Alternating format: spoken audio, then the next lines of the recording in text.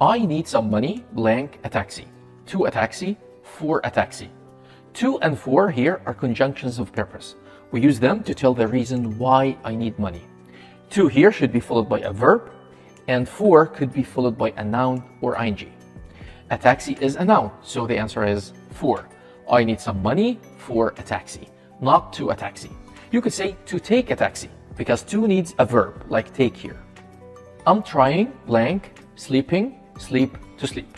What comes after trying? Remember guys, the verbs try, want, need, hope, plan, these verbs are followed by to plus the verb. So to sleep is the answer. I'm trying to sleep.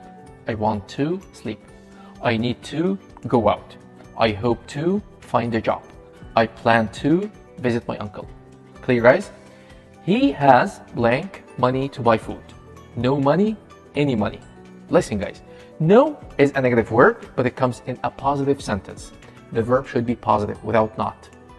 Any comes in a negative sentence. When you see not in a sentence, choose any. The verb here is has, positive verb, so we use no. He has no money, and it means he doesn't have any money. So that's the difference between no and any. We can say I have no food, which means I don't have any food. No comes with a positive verb, any comes with a negative verb, and they have the same meaning. We haven't got blank petrol in the car.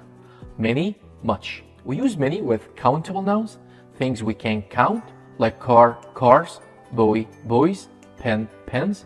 And we use much with uncountable nouns that we cannot count, like all liquids, water, juice, milk, and powders, sugar, salt, etc. The keyword here is petrol. Petrol is a liquid, like water, juice, milk. So it's uncountable. So it takes much. We haven't got much petrol in the car. Your CV is not blank to hire you. Enough good, good enough. The word enough, does it come before the adjective or after the adjective? Well, the rule says the adjective plus enough. We say good enough. Another example, the soup is not hot enough to drink. I am not tall enough to play basketball. So enough comes after the adjective. This is the correct answer. Your CV is not good enough to hire you. I only buy things blank I really need. Who? That. We use who with people, and we use that with people or things. The keyword here is things, and things take that. So I only buy things that I really need. Person A says, I can't speak English, and person B is supposed here to say, I can't speak English too. How can he or she say that? So can I, or neither can I. Both of them mean me too. But so comes in a positive sentence, and neither comes in a negative sentence. Here we have can't with an apostrophe T, which means not, so this sentence is negative, so neither can I is the correct answer. Neither can I. He fell blank his bike. He fell down his bike, or off his bike, or below his bike. Well, the correct answer here is off. He fell off his bike. Look at this. Here you can say he was on his bike, and then here he fell off. Okay? We blank cook. There's enough food. Mustn't, don't have to. We mustn't cook means you're not allowed to cook. I'll kill you if you cook. But don't have to means not necessary. You can cook, but no need to. Here he says there is enough food in the house, so it's not necessary to cook, right? So the best answer here is you don't have to cook. Clear, guys? I blank coffee in the morning. Used to drink, used to drink, used to drink. What's the rule here? Always remember this structure, guys. Used to plus the verb. Remember the ed in used, and this is the base verb, not ing. And we use this rule to talk about a habit we were doing in the past, but we stopped at present. Here used is okay, but the ing is wrong. Here use, it's wrong. Here used, and the base verb, so this is the correct answer. I used to drink coffee in the morning. And it means I had this habit in the past. I used to drink coffee in the morning, but now I stopped this habit. This is the meaning of used to. I used to play football. This was in the past, but now I no longer play football. It takes me blank hour to get to work.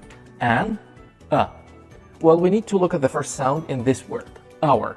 If this word starts with a sound like e, o, a, we use an with it. If it starts with any other sound like p, t, k, l, m, etc., use a. The word hour is kind of tricky. It starts with h, but it's silent. We don't say hour, we say hour. So it actually starts with this sound, hour, a.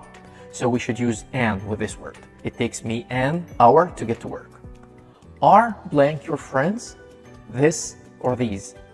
We use this before singular nouns, only one friend, and we use these before plural nouns, 2, 3, 4 friends and more.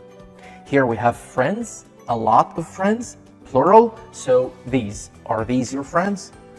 I'm busy, blank, the moment. In, at, on. The moment takes at the moment. And this is an expression that means now. I'm busy at the moment, means I'm busy now. This is blank, the car of John or John's car. Let me show you something. This is the car and it belongs to John. John is a person, right? So we use John's car with apostrophe s here. But if the car belongs to a thing, not a person, like for example, a house, we say the car of the house. So again, it's about the owner. If the owner is a person, write the name with apostrophe s like this. If the owner is a thing, use this structure, the car of the house. So John's with apostrophe s here is the correct answer. This is John's car. How many cars do we have? How can I answer this question? Can I say no, or none, or any? Listen guys, no here in this question should be followed by a noun. And also any should be followed by a noun. Here I should say I have no cars. No here is followed by a noun, cars. And here you can say I don't have any cars. Any and a noun here. You can't say I have no or I don't have any. You have to say no cars or any cars. But none is okay here. It comes alone without a noun. You can simply say none or I have none. You don't need a noun after it.